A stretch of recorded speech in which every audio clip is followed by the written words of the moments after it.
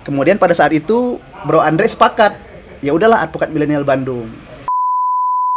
Posisi advokat itu kan posisi pembela. Biasanya yang dibela itu orang yang salah. Kalau kamu orang mampu, ya kamu bayar.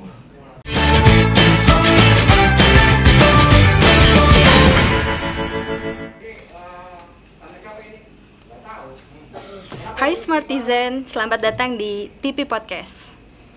Kali ini TP Podcast menghadirkan sebuah perbincangan menarik dengan narasumber yang berpengalaman di bidangnya, yaitu TP Talk. Kali ini, series ini, saya Liani Lutfia akan berbincang dengan narasumber kita, Bang Dahman Sinaga SH, selaku Ketua Advokat Milenial Bandung, dengan tema Jadi Advokat di Zaman Milenial.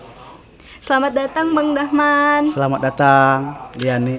Boleh nih sedikit cerita mengenai diri Bang Dahman dulu deh, gimana? Oh, jadi saya lahir di Teluk Wali di Provinsi Jambi pada tanggal 11 Februari 1991. Saya sekolah di SD Negeri 321 Simpang Lopon, SMP masih di Kabupaten Tebo, SMA-nya di SMK Tunas Harapan. Kemudian saya kuliah di Universitas Islam Bandung. Oh, merantau ya? Merantau. Berarti sekitar baru di Bandung tahun berapa? Sekitar 2008 pada saat saya masuk kuliah. Langsung berkarir, gak pernah balik lagi ke Jambi atau gimana Bang? Jadi kalau pada saat kuliah kembali ke Jambi itu pada saat momen-momen biasanya lebaran atau momen liburan kuliah. Oh, liburan. Gitu. Jadi dari 2008 merantau lah ya ke Bandung istilahnya. Merantau. Terus tadi ya di Unisba sendiri. Berarti jurusannya Jurusan hukum. Jurusan hukum dulu khususan hukum tata negara. Hukum tata negara. Cuma pada saat berprofesi, saya berprakteknya justru seringnya banyak nanganin perdata dan pidana gitu. Pidana ya Bang. Tadi disinggung sedikit soal Ketua Advokat Milenial Bandung. Ya. Boleh diceritain sedikit gak sih Bang soal Advokat Milenial Bandung ini? Oh, jadi Advokat Milenial Bandung ini bermula pada saat saya menjadi pengurus Pradi, ya. Menjadi pengurus Pradi pada saat itu kita diminta menjadi panitia sosialisasi IKOT. IKOT itu sistem peradilan berbasis teknologi. Itu kita yang pertama kali menyelenggarakan sosialisasinya dengan Pengadilan Tinggi Jabar pada waktu itu kerjasamanya. Pengadilan Tinggi Jabar bekerja sama dengan Pradi untuk menyelenggarakan itu. Nah, pada saat penyelenggaraan itu berjalan dengan lancar nih. Itu ada kalau di websitenya, bisa dilihat di website Pengadilan Tinggi, ada itu. Jadi setelah agenda itu, saya dengan rekan Andre ya, yang jadi sekretaris Advokat Milenial Bandung, kita berbincang-bincang. Jadi sekarang semua era berbasis teknologi, berbasis digital. Sejak pandemi Covid atau sebelumnya sudah ada? Sebelum. Jadi sebelum pandemi Covid kan memang sudah digitalisasi ya. Pengadilan juga udah mulai ke digitalisasi gitu ya. Kemudian pada saat itu pengadilan kerjasama dengan kita untuk menyelenggarakan sosialisasi IKOT itu. Setelah itu berjalan dengan lancar, pada saat itu acaranya itu di Hotel Horizon ya. Berjalan lancar, kemudian kita berpikir, sekarang eranya era digitalisasi, era teknologi. Bagaimana kalau kita kemudian advokat muda ini membentuk komunitas. Nah, komunitasnya itu pertama kita mau bentuk namanya Advokat Muda Bandung. AMB itu Advokat Muda Bandung awalnya. Nah, kemudian saya diskusi dengan Andre, gimana? Apakah ini kan era milenial? Apakah kita cocoknya namanya Advokat Muda Bandung saja? Atau kita karena era milenial, Advokat Milenial Bandung? Kemudian pada saat itu Bro Andre sepakat, ya udahlah Advokat Milenial Bandung. Karena yang sering beraktivitas itu kita sering bareng, saya, Andre, Mbak Atra Gusti, Bendahara Advokat Milenial Bandung, sama Bung Marco pada waktu itu. Kemudian kita menggagas, mencetuslah, mendirikanlah namanya Advokat Milenial Bandung. Gitu. Jadi Advokat Milenial Bandung ini memang apa ya, brand marknya emang milenial banget dengan e-court ya, dengan kemajuan teknologi pun didukung gitu ya Bang. Jadi satu lagi yang menguatkan bahwa kita akan membentuk komunitas advokat milenial Bandung ini. Jadi kita sering setiap kegiatan kita sidang posting di IG, posting di Facebook, setiap kita sidang posting. Jadi erat kaitannya dengan ya digitalisasi, ya kan, ciri khasnya anak milenial. Makanya kita akhirnya ya udah kita bentuk komunitas advokat milenial Bandung gitu. Wah, keren banget. Tapi Bang, kan itu setelah Bang bikin suatu wadah ya. Sebelumnya kalau proses menjadi advokat sendiri untuk para misalnya milenial di luar sana pengen tahu cerita Bang Dahman bisa sampai jadi advokat tuh kayak gimana sih gitu Bang? Oh. Jadi untuk menjadi advokat itu yang pertama kali dilalui itu harus sarjana hukum. Itu sarjana hukum atau sarjana yang berlatar belakang tinggi hukum. Ya, berlatar belakang tinggi hukum itu misalnya sarjana kepolisian, sarjana hukum Islam, ya kan? Nah, itu yang berlatar belakang tinggi hukum. Nah, setelah sarjana hukum, kemudian dia harus pendidikan khusus profesi advokat. Dia harus mengikuti pendidikan namanya PKPA. Setelah PKPA, dia harus ikut ujian namanya ujian profesi advokat, UPA. Setelah ujian profesi advokat, dia harus magang. Magang inilah dia ditempa, dididik untuk berpraktek berprofesi advokat. Magang selama 2 tahun. 2 tahun. Setelah magang selama 2 tahun dan umurnya untuk disumpah dan diangkat menjadi advokat minimal harus 25 tahun gitu. Harus 25 tahun. Nah, setelah diangkat dan disumpah menjadi advokat, barulah dia berprofesi menjadi advokat. Resmi secara. Ya, gitu. Tapi kalau misalnya dari PKPA sendiri ke UPA itu ada rentang waktu minimal atau memang boleh lagi buka gitu misalnya? Jadi kalau PKPA itu tergantung penyelenggara ya. Ada yang 1 bulan, ada yang 1,5 bulan, ada yang kan mekanisme organisasinya ada yang tiap hari, ada yang memang per weekend, kelas weekend. 1 minggu. Jadi tidak ada rentang standar baku bahwa setelah PKPA berapa waktu. Ya, ketika dia sudah PKPA ada penyelenggaraan UPA profesi advokat, boleh dia langsung ikut. Gitu. Gitu buat para sarjana hukum muda mungkin berminat menjadi advokat ya, salah satunya caranya seperti itu. Tapi waktu itu proses Bang Dahman sendiri nih lulus dari Unisba, lalu gimana sih perjalanannya gitu? Kalau saya sendiri, jadi saya itu sudah berniat memang menjadi advokat sejak masih di kampus. Nah, sudah punya niat dan cita-cita bahwa saya ini harus jadi advokat. Jadi tahun 2013-an itu saya lulus dari Unisba, saya langsung cari tempat magang. Sebelum magang saya PKPA dulu. Nah, sambil PKPA berjalan, saya magang. Cari tempat magang pada saat itu sulit. Nyari tempat magang itu sulit. Saya kemudian cari tempat magang beberapa kantor, tidak diterima, akhirnya diterimanya di Pos Bakum.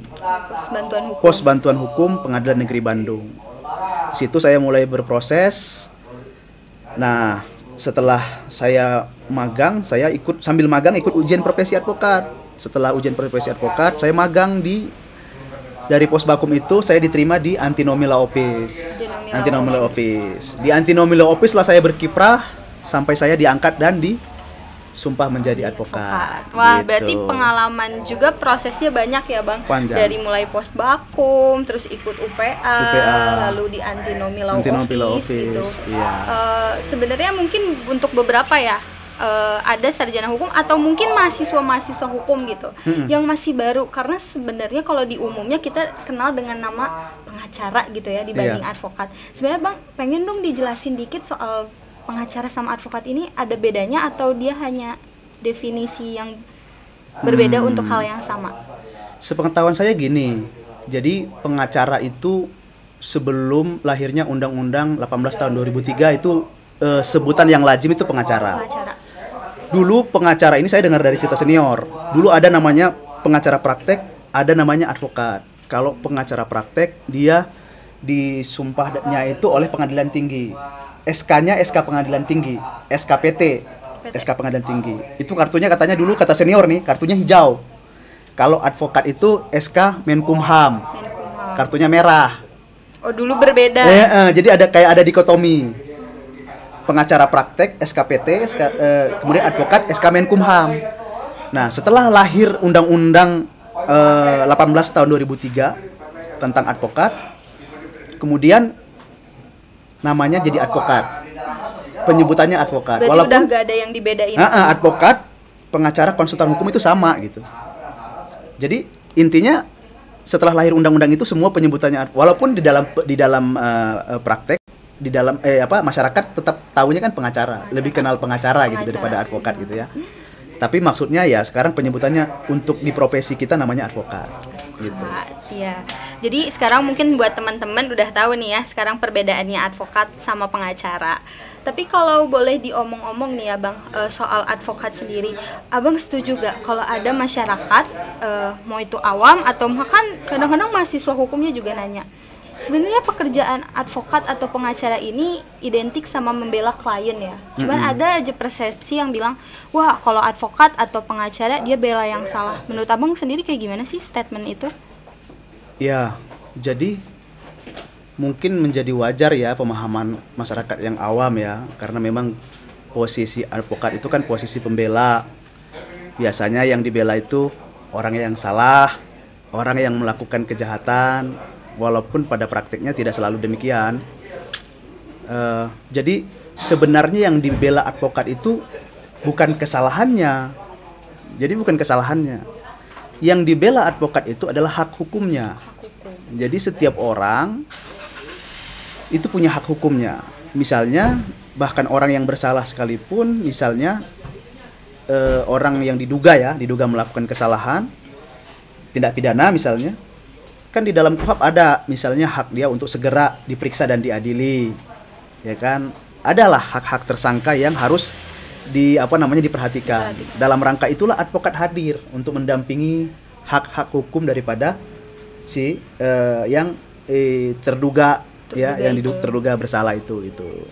Jadi mungkin begitu. Jadi bukan kesalahan yang kita bela, tapi hak hukumnya. Bahwa setiap orang itu punya hak hukum. Gitu. Karena kan setahu saya ya, klien kita juga nggak selalu yang salah kan? Ya. Yang kalau kata orang awam salah lah gitu. Kadang juga kita berhadapan dengan orang yang menggugat mungkin. Ya. Jadi setiap orang bisa saja punya potensi masalah hukum, ya. Masalah hukum itu bisa masalah perdata, bisa masalah pidana, ya kan? Kalau masalah perdata misalnya, bisa saja ada orang yang coba mengusik hak-haknya. Misalnya seseorang beli aset, ya kan? Misalnya beli aset rumah, setelah dia membeli dapat legalitas, kemudian dalam perjalanan ternyata ada orang yang menggugat. Ya kan, yang merasa juga mengklaim punya hak. Jadi itu kan belum tentu kita yang bersalah. Iya. Karena kan kita pembeli beretikat baik misalnya. Iya. Tapi misalnya ada orang yang mengaku kami ahli waris yang punya tanah di situ. Misalnya, ahli waris yang punya tanah di situ pada saat melakukan pembebasan lahan itu, pengembang dulu tidak memberikan hak kami gitu ya, hak kami. Karena pengembang main serobot aja misalnya. Misalnya. Nah, tapi kan pembeli nggak tahu itu. Taunya dia sudah ada legalitas pengembang perumahan itu. Bisa saja ada potensi begitu. Itu kan kita nggak salah misalnya. Kita kan pembeli beretikat baik. Tapi potensi orang untuk mempermasalahkan ada, ya kan? Untuk mempertahankan hak kita, menjaga hak kita. Nah, disitulah kita hadir, advokat itu. Karena kan secara tidak langsung misalnya dicontohkan, ya berarti kan si pembeli itu juga punya hak karena dia beli kan. Iya, dia kan ada dalam dalam ketentuan hukum, dalam jurisprudensinya itu pembeli beretikat baik harus dilindungi oleh hukum gitu. Meskipun tidak menutup kemungkinan kadang-kadang pembeli juga menjadi ada masalah gitu ya. Ini tadi misalnya kata Liani ada yang menggugat gitu kan gitu. Jadi untuk mempertahankan hak juga kita perlu kadang satu momen kita misalnya ada masalah hukum, ya tentu kita perlu pendampingan dari penasihat hukum, kuasa hukum untuk mengungkap, ya kan, bahwa kita adalah orang yang berhak gitu ya, bukti-bukti kita kuat misalnya. Jadi kehadirannya ya signifikan dalam rangka perjuangan hukum, ya kehadiran advokat itu diperlukan dan dibutuhkan. Keren banget sebenarnya, baru cerita soal pengalaman abang sendiri juga ya. Tadi kalau ngomongin banyak kasus, banyak yang diselesain, ada nggak sih kasus yang gak bisa abang lupain? Entah itu berkesannya karena wah itu jadi pleasure abang sendiri nih, jadi tantangan abang sendiri, atau misalnya karena menurut abang ya dia punya memori yang bisa diingat terus gitu. Iya. Sebenarnya hampir semua itu perkara yang saya tangani itu menjadi memori, ya, menjadi ingatan. Semua perkara yang saya tangani itu menjadi pengalaman yang berharga tersendiri bagi saya. Saya pernah menjadi kuasa dari rektor Unikom, pernah. Saya pernah menjadi menjadi bagian tim dari kuasa hukum Pikiran Rakyat, pernah. Saya pernah menjadi kuasa hukum rakyat Kebun Jeruk yang saya pernah menjadi kuasa hukum beberapa hotel juga bersama tim Antinomila Office. Banyak sekali, semuanya menjadi memori gitu. Pada saat saya magang di Posbakum, saya pernah mendampingi ex karyawan radio ternama lah di Bandung ya. Karyawan itu diabaikan hak-haknya. Kemudian akhirnya kami perjuangkan damai dan akhirnya hak daripada si ex karyawan radio ternama itu akhirnya diberikan. Secara gak langsung tugas advokat yang membela haknya itu tercapai gitu. Ya, tercapai. Banyak hal tercapainya itu ya dari sisi perdamaian, terus kita juga ada yang menang perkaranya karena bukti yang kita ajukan itu kuat, memiliki bukti dan landasan hukum yang kuat gitu. Jadi semua punya memori. Punya memori karena secara gak langsung mungkin antar kasus itu berbeda ya, Bang. Berbeda. Jadi masing-masing kasus itu, jadi setiap persoalan itu punya jalan penyelesaiannya sendiri. Ya kan? Bisa jadi misalnya perkara yang sama, anggaplah misalnya ada korban ya, ini ya, klien korban asuransi nakal misalnya ya, ada salah satu asuransi yang nakal misalnya, itu sama-sama nih persoalan asuransi, tapi bisa misalnya persoalan yang satu, yang A ini kami undang hadir dan klarifikasi langsung berhasil. Ada yang misalnya yang satu lagi dia masih bandel, sehingga harus kita tempuh jalur hukum. Kita gugat dulu, baru kemudian dia mau berdamai. Jadi sama-sama persoalan mengenai konteks misalnya asuransi, tetapi jalan penyelesaiannya beda-beda. Gitu. Padahal masih dalam konteks yang sama. Tetapi ada aja hal-hal unik, dinamis dalam penyelesaiannya. Meskipun sama-sama persoalannya sama gitu, sama-sama aspek perdata, sama-sama yang dihadapinya adalah asuransi dalam tanda petik yang diduga asuransi ya yang mengelabui lah ya, yang itu ya. Nah, tetapi setelah kita perjuangkan, ada yang damainya di tingkat sebelum kita gugat ke pengadilan, ada yang setelah kita gugat ke pengadilan baru damai. Jadi ada yang dia akhirnya menyadari gitu ya, pada saat digugat dulu baru gitu.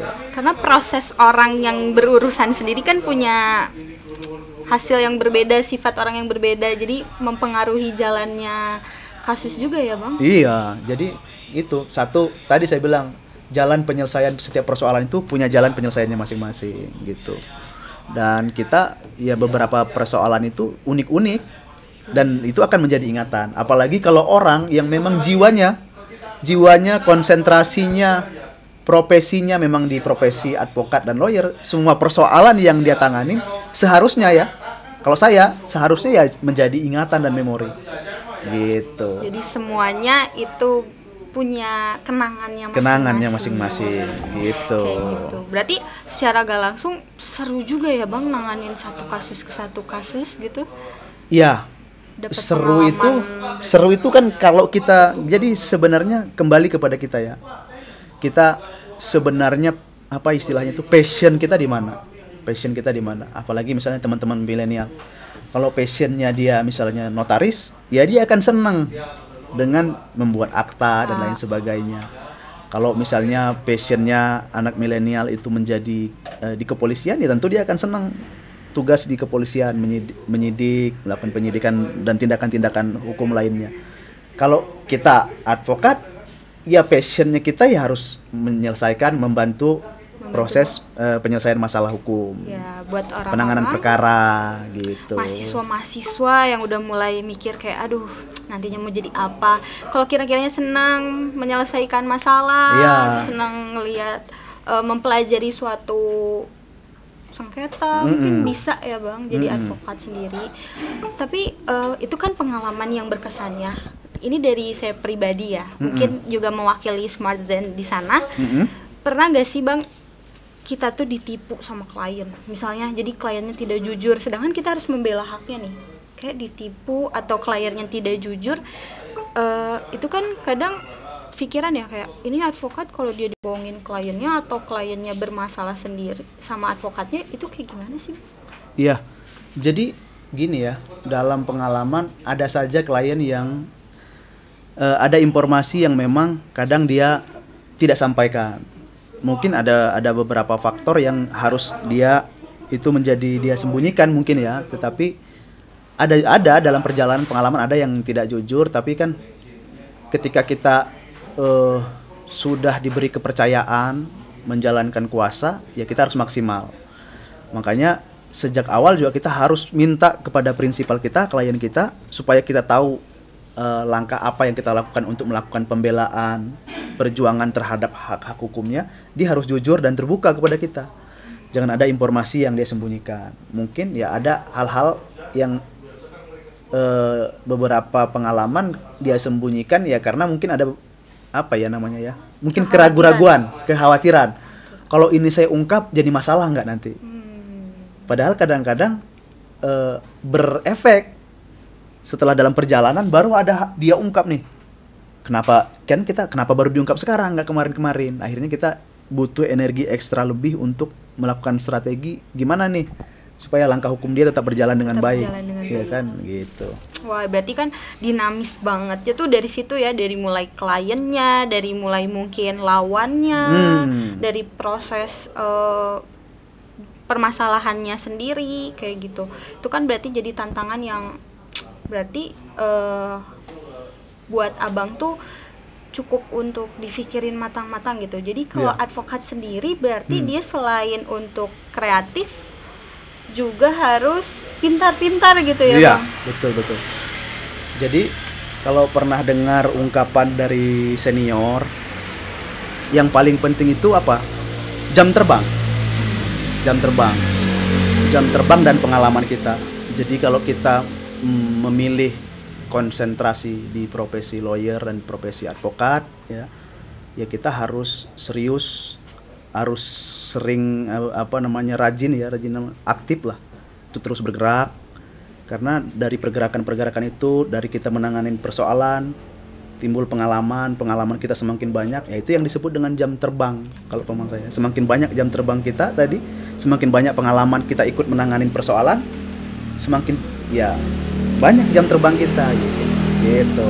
Nah, ngomongin jam terbang, ngomongin menjadi advokat dengan berbagai macam kasus gitu ya. Abang pernah di wilayah Bandung atau luar wilayah Bandung seringnya? Oh, kalau saya alhamdulillah ya, dengan tim tadi saya bilang saya magang di Antinomial Law Office, kemudian saya sampai berkiprah di profesi advokat di kantor Antinomial Law Office. Kami sudah banyak persoalan yang kami tanganin itu tidak hanya di wilayah Bandung, bahkan kita pernah sampai ke Sumatera. Di Riau, Kepulauan Riau. Bukan Kepulauan Riau, di Riau ya, di Riau itu pernah di Dumai, pernah di Rengat, terus kemudian di Jakarta, ke Bali. Sering Bali. Kalau di Jawa Barat udah hampir banyak pengadilan lah, hampir semua pengadilan Jawa Barat ya kayaknya ya. Paling ada beberapa lah yang belum gitu. Nah, berarti kalau tadi ya Bang advokat milenial, pernah nggak karena COVID kayak gini, Abang harus menangani kasus yang jarak jauh gitu? Kalau di era COVID itu memang di pengadilan juga sidangnya online. Pada saat COVID awal-awal kami masih nanganin perkara di Pekanbaru. Wah, masih harus Iya, pada saat itu kan ada pengecualian. Untuk penegak hukum ada pengecualian pada saat itu. Ya kan, ada, kalau ke Jakarta kita ada SIKM apa ya, kalau nggak salah itu, ngurus surat SIKM istilahnya tuh. ada pengecualian untuk penegak hukum ya, kita masih sidang pada waktu itu. Ya, tapi dengan protokol kesehatan yang ketat tentunya ya. Kita di di rapid test, kemudian kita apa dulu tuh namanya sebelum PCR ya, PCR gitu. Masih kita. Dan ada beberapa perkara yang kita sidangnya online gitu, sidangnya online. Iya. Apalagi kan dengan era e-court tadi saya bilang sebenarnya untuk perkara perdata sebagian besarnya bisa online. Bisa online. Iya, e-court itu kan jawab jinawab dalam perkara perdata itu kita main online gitu. Rugi banget ya berarti kalau advokat yang gaptek kayak gitu mungkin bakal kesusahan kalau menghadapin e-court gitu. Iya. Oleh karena itulah makanya saya juga berpikiran, saya juga sebenarnya teknologi tidak terlalu expert banget ya di teknologi ya. Cuma saya punya kesadaran gitu bahwa meskipun kita tidak expert, tidak terlalu terlalu pinter dan tidak terlalu paham di teknologi, tapi kita minimal harus beradaptasi lah. Ya. Beradaptasi, ya kan. Kalaupun kita tidak punya kemampuan kan kita harus cari teman yang mampu untuk itu. Ya kan, mampu untuk itu. Ya itulah perannya ya, kalau punya jiwa leader atau kepemimpinan dia kan bisa kolaborasikan orang-orang yang punya kemampuan untuk itu gitu.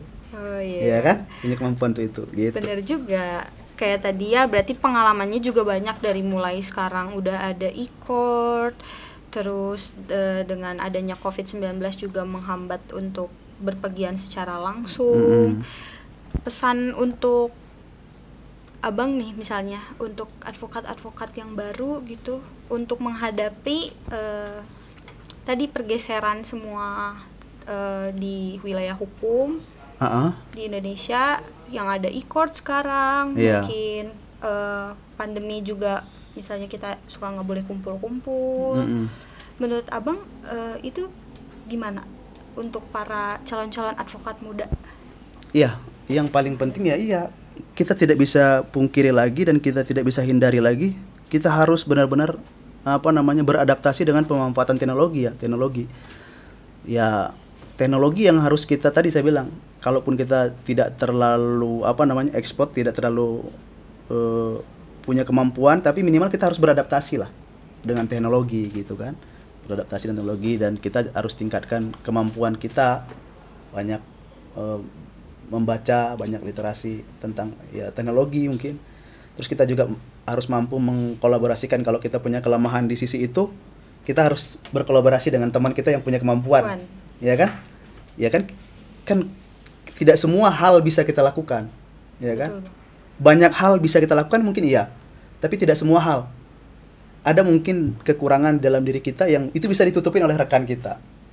Ya, harus ada aspek kolaborasi. Iya dong. Itu kenapa ada, kalau saya melihat filosofisnya advokat itu dan partner. Ya. Ya kan? Kantor hukum misalnya Dahman Sinaga dan partner, selalu ada partner. Jadi lawyer itu harus ada partner gitu. Betul. Jadi harus punya rekan. Ketika ada kekurangan di diri kita, itu ditutupi oleh rekan kita gitu. Berarti tadi ya harus minimal kita mengikuti deh zamannya memang teknologi. Karena banyak juga kita kalau browsing segala macam. Bahkan bukan cuma tadi bentuk pengadilannya yang berubah, tapi juga kasus-kasusnya sendiri ya Bang. Iya. Kasus di internet kayaknya mulai jahat-jahat banget gitu. Iya. Pernah nanganin salah satu yang karena teknologi mungkin, seperti kan sosial media gitu Bang.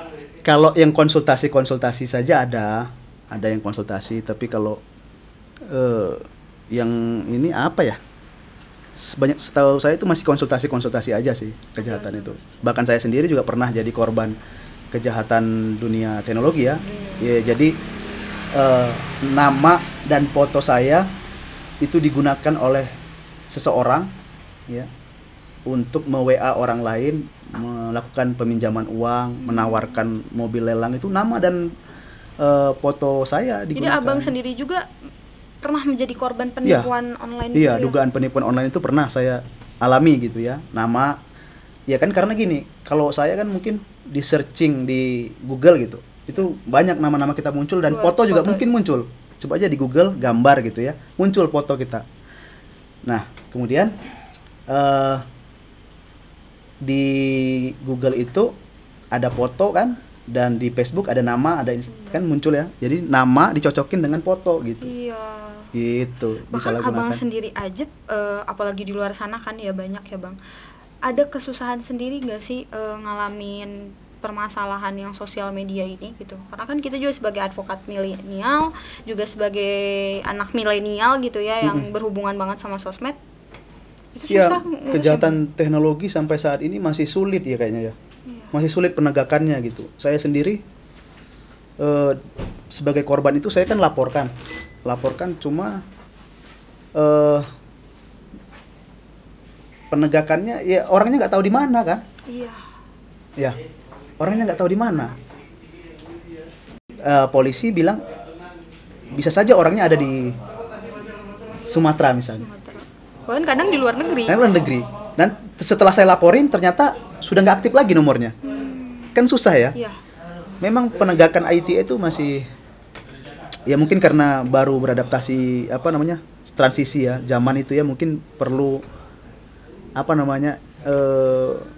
formulasi bagaimana nih penegakan ITE itu ya, penegakan hukum ITE teknologi itu ya. Memang agak rumit karena nggak kebendung dan nggak ketahuan kayak tadi siapa orangnya, itu kan susah di tracking ya. Iya, sedangkan misalnya menurut abang sendiri UU ITE-nya gimana? Kan sedangkan kita ada undang-undang ITE ya. Menurut abang itu melindungi nggak sih yang soal penipuan ini? Karena kan praktiknya lebih susah ke nyari bukti. Iya, sebenarnya kan kalau undang-undang ya mungkin bisa saja sudah ideal, cuma kan penegakannya yang rumit. Iya kan? Ya kalau tadi misalnya ternyata di tracking, mungkin bisa di tracking pelakunya ada di di Sumatera, terus kemudian kontaknya langsung dimatiin, kan susah. Iya. Jadi energinya untuk mencarinya ya kan. Iya. Sementara secara nyata memang waktu kejadian saya itu belum dirugikan, tapi kan secara personal kita ngerasa dirugikan dong. Iya. Gitu kan.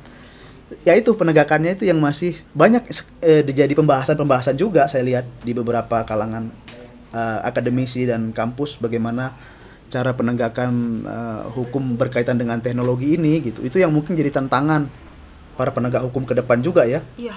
Tantangan para penegak hukum ke depan, kejahatan berbasis teknologi itu gitu.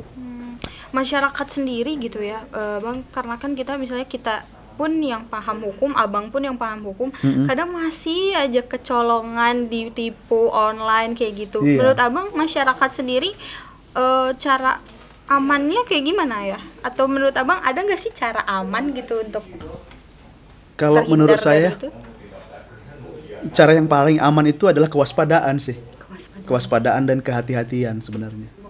Jadi kalau kita waspada, hati-hati, jangan gampang tergiur iming-iming, misalnya pinjaman tanpa jaminan, pinjaman online. Ya kan, kita berharap itu wah gampang prosesnya, yang akhirnya justru berdampak merugikan kita gitu. Jadi yang menjadi beban pemikiran kan, setelah itu misalnya ditagih kemana-mana, nomor handphone keluarga kan banyak ya kejadian gitu ya. Memang itu yang masih, tapi kalau nggak salah terakhir kemarin kan sempat penegak hukum udah mulai tangkapin tuh yang ilegal ya, pinjaman-pinjaman. Iya, karena dilihat pun kayaknya kasus vintage atau ya vintage kan disebutnya pinjol ini tuh hampir di Google tuh keluar terus, bahkan nilainya tuh kadang-kadang nggak sedikit banget, tiba-tiba minjem 1 juta disuruh balikin puluhan juta. Iya. Kayak gitu. Itu sendiri menurut abang kira-kira aja itu emang harus ada aturan baru, atau menurut abang memang lebih ke penegakannya aja, tadi balik lagi ke penegakannya? Dulu saya pernah ikut seminar ya, penyelenggaranya itu siapa ya waktu itu, saya lupa, tapi dengan kerjasama dengan Kaprodi FH Unikom kalau nggak salah, seminar tentang itu, bagaimana penegakannya itu ya. Kalau saya waktu itu mengusulkan harus ada divisi khusus yang benar-benar concern, ya kan, seperti semacam apa ya, satgas gitu atau apa, satgas cyber mungkin ya. Iya gitu. Saya usulkan begitu kan, jadi bahan diskusi pada waktu itu, yang concern memang untuk di dunia ITE dia, untuk ya kejahatan ITE itu bisa, karena ya kan? ITE sekarang kan kejahatan bukan cuman jenis kayak pinjaman, tapi bahkan pencemaran nama baik. Nah, Jadi sebenarnya memang harus ada penegak hukum yang memang concern juga untuk itu. Juga. Ada bidang yang concern untuk ITA yang dia harus lebih canggih daripada teknologi dia lebih canggih daripada orang-orang yang melakukan kejahatan itu di bidang itu gitu. Termasuk para advokat juga harus bisa minimal mengikuti tadi ya Bang. Iya, betul. Mengikuti info-info soal banyaknya kasus-kasus. Betul. Cyber mungkin. Jadi tadi ya para smartizen gitu. Iya. Bahwa kalau misalnya online sendiri harus datang dari kita gitu. Untuk caranya waspada ya, salah satunya yang tadi. Berarti pesan untuk para calon advokat lagi deh. Untuk ikut milenial selain teknologi, tadi kita udah ngomongin teknologi, udah ngomongin jam terbang. Menurut Abang ada harus skill apa lagi yang dipunya buat para calon advokat milenial? Calon advokat milenial itu yang pertama dia harus punya semangat. Anak muda itu kan ciri khasnya semangat. Ya kan? Dia punya semangat, punya kemauan. Kalau dia memang sudah konsisten ingin mengambil profesi itu, semangat, ya kan? Kemudian dia punya komitmen, ya kan? Punya komitmen dan dia konsisten menjalankan komitmennya dan dia harus loyalitas, tanggung jawab. Ya kan? Punya tanggung jawab, dia harus punya tanggung jawab. Dan kemampuan yang dia miliki harus bisa menganalisa suatu permasalahan yang ada. Harus banyak baca, harus banyak belajar. Kita boleh berhenti sekolah tapi jangan berhenti belajar. Jangan berhenti belajar. Iya. Sekolah mungkin kita punya keterbatasan sehingga kita berhenti sekolah, tapi jangan pernah berhenti belajar. Belajar itu ya bisa dari kita baca dari literatur, bisa belajar dari pengalaman kita. Pengalaman ternyata. Yang paling berharga itu sebenarnya guru yang paling berharga katanya ya pengalaman kita. Kita harus belajar dari pengalaman kita dan kita harus terus mencari pengalaman. Ngomongin loyalitas juga tadi ya, berarti salah satunya untuk para calon advokat milenial mungkin yang sekarang pada mau jadi advokat kan berarti masuknya milenial nih ya. Salah satunya adalah loyalitas. Karena banyak juga yang akhirnya putar arah deh kayak magang. Aduh magang nih susah, apa jadi pegawai aja atau malah jualan online. Karena saya sendiri pun ngerasain kayak berat ya gitu. Iya. Ya itu makanya memang menurut pandangan saya lawyer itu ya dia luar biasa lah. Advokat itu luar biasa. Dia mampu mengurusin masalah orang lain sampai dia kadang lupa dengan masalahnya sendiri. Iya kan? Tetapi sebelum itu dia lakukan, di dalam masa magangnya kadang dia berkutat dengan persoalan dirinya. Jadi di dirinya dulu selesai, bahwa dia tekad kuat untuk menjadi seorang lawyer. Kalau dia udah tekad kuat, ya meskipun tantangan yang dihadapinya berat, ya tadi kayak kata Liani ya, bahwa masa-masa magang itu masa-masa penempaan kita gitu. Bisa jadi kita dididik benar-benar keras ya. Tapi kalau kita punya niat yang kuat, apapun rintangannya itu akan kita hadapi gitu. Makanya kembali kepada niat dulu kita. Niat kita tuh, kita benar nggak sih mau terjun di profesi ini? Gitu. Kita mampu nggak? Sabar nggak menghadapinya? Banyak kan yang akhirnya dia nggak clear di dirinya, dia belum tahu dia mau jadi apa. Iya itu. Ya kan? Jadi kita harus clear di diri kita harus merenungkan saya mau jadi apa. Ya kan? Kalau kita sudah clear di diri kita, saya mau jadi advokat, saya mau jadi notaris, saya mau jadi jaksa, saya mau jadi hakim. Cara untuk kesana akan kita tempuh. Ya kan? Kalau kita udah clear di diri kita yakin, inilah saya harus tempuh jalannya, apapun itu rintangannya. Apapun rintangannya. Mungkin berat gitu ya. Apalagi pada masa magang, ya kan? Tidak ada salary di sana, ya kan? Kita belajar benar-benar dididik, ditempa di situ. Nah, gitu. Berarti itu juga jadi salah satu acuannya Bang Dahman ya, untuk bisa sampai sekuat ini, akhirnya jadi advokat. Pernah ngalamin masa sulit berarti ya Bang? Nah iya. Boleh dong cerita salah satunya. Masa sulit saya itu ya dari mana dulu nih? Zaman dari mulai kuliah atau di dalam profesi gitu? Misalnya kuliah juga berat nih. Kuliah juga berat gitu. Mungkin dari kuliah? Iya. Jadi setiap kita hidup, jadi kan kita hidup ini sebenarnya menyelesaikan masalah, ya, Ya. masalah diri kita sendiri kan. Kita terus aja berkutat dengan ke depan kita mau jadi apa, terus bagaimana kita cara mencari solusi atas masalah diri kita. Kalau zaman kuliah kesulitannya ya keterbatasan. Saya kan perantau dari Sumatera, ya biaya yang diberikan orang tua tidak lebih dari hanya sekedar untuk sekolah, ya kan, tidak untuk kuliah gitu ya, biaya tidak seperti teman-teman yang lain mungkin dikasih fasilitas yang lengkap, punya kendaraan pribadi, fasilitas kosan yang memadai. Kalau saya fasilitasnya ya terbatas, ngekos juga supaya irit, murah, bareng dengan teman-teman. Satu kosan misalnya satu kamar kos itu kita isi 2 orang atau 3 orang supaya mengirit biaya, meminimalisir biaya. Angkutan juga yang kita gunakan angkutan umum. Awal-awal kuliah itu tidak, waktu itu belum zaman ya apa transportasi online kan. Iya, belum ada Bandung ojol. di tahun 2008 itu masih banyak angkotnya, belum seperti sekarang ada apa Grab, Grab, Gojek Gojek. dan lain-lain. Jadi keterbatasan itu ya menjadi apa ya, tadi yang apa namanya, kesusahan lah ya. Kesusahan. Gitu. Tapi nggak ngalangin juga ya bang, tetap aja Oh, mau iya. susah pun kuliah tetap harus jalan. Tetap dong. Makanya tadi saya bilang kita harus punya niat dan mimpi yang harus kita wujudkan. Apapun itu rintangannya harus kita lalui gitu.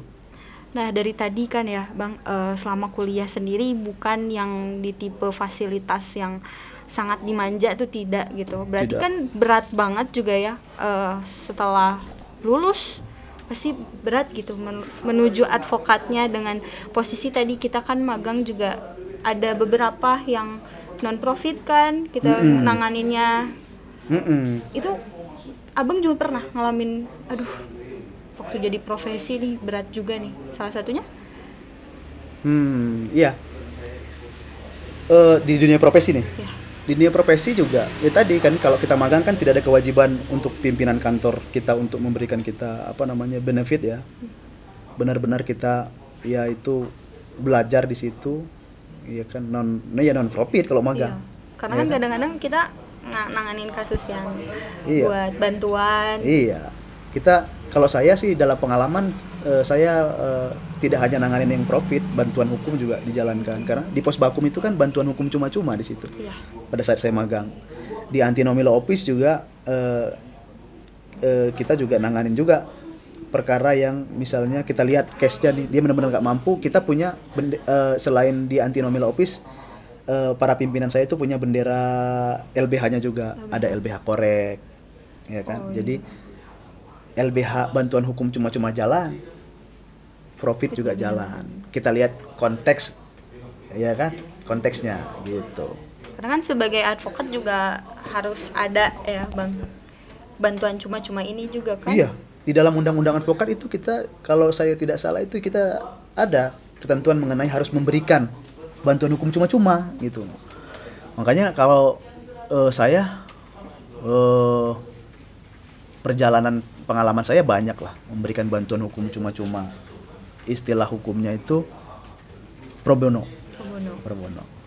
Gitu. Berarti abang setuju apa enggak juga sama opini masyarakat yang bilang advokat cuma mau yang bayar doang bantuinnya? Apalagi advokat milenial yang mikir lagi, kayaknya aku mau jadi advokat biar banyak uang kayak gitu.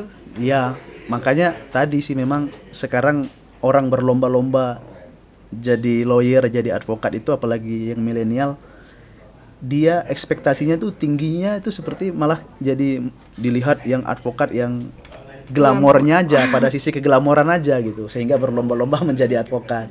Padahal kalau menurut saya bukan itu. Yang paling penting itu adalah kita berpikir memperjuangkan keadilan, membela kebenaran gitu ya.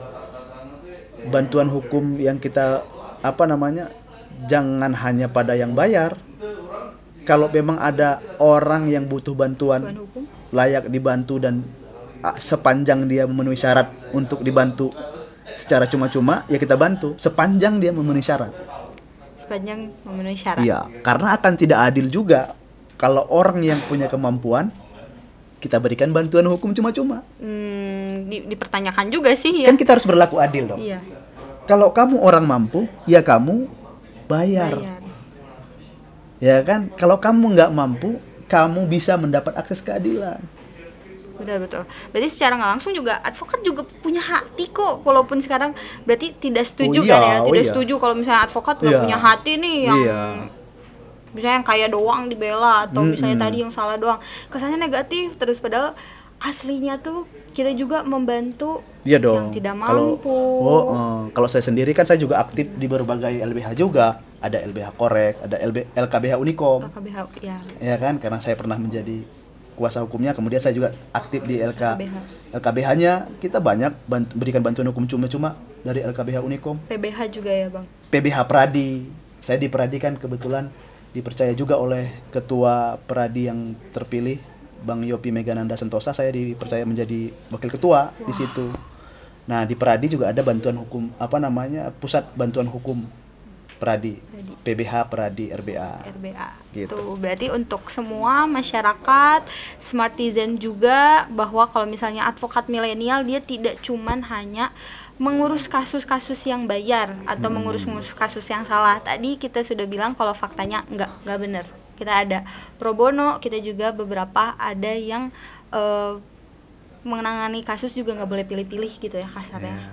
Kayak gitu. Tadi ingat membela hak yang si klien gitu. Mungkin kita tutup kali ya. Obrolan yang menarik banget gitu untuk kayak kita para advokat milenial atau para calon advokat milenial ataupun tadi Smartizen yang mungkin mau masuk fakultas hukum, bercita-cita jadi advokat, boleh banget. Tadi kita harus ada loyalitas, kita harus ada kolaborasi, kita juga harus punya hati nurani. Sekian dari podcast hari ini, TP Talk, kuat asas, taat etika, taat hukum. Terima kasih.